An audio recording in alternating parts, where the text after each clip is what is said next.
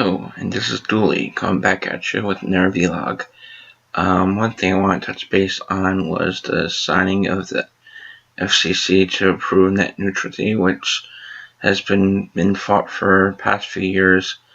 The major things about this were that companies like Comcast were being told, what, and were throwing down Netflix and charging Netflix more, and Netflix charging them back more, and then our prices went up, and not only that, but you also had these cable companies, these ISPs, were like, oh, well, we're going to force you to get this package. Otherwise, you can't be with us anymore.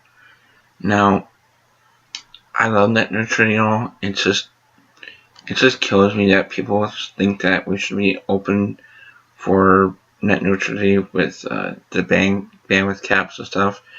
But you also have to remember, we have a lot of people in this country that don't even fill out the census, and they're not even accounted for in the census, so the population according to the census is way freaking off. And you have all these smartphones, you have all these tablets, you have all these computers, all using up bandwidth, and now you would have no more bandwidth caps, which is like, okay, great, but where's all this bandwidth gonna go? Who's gonna supply all this bandwidth? Us? Yeah, okay, like we got enough stuff to pay off. I think it's great. Now, do I think that the internet needs to be a right nowadays, not privilege? Yes and no. I think everybody should have access to the internet. However, I think there's a lot of people that are better off without it because how they act. And people just need to wake up and realize that 10 years ago, we didn't even have all this open access internet.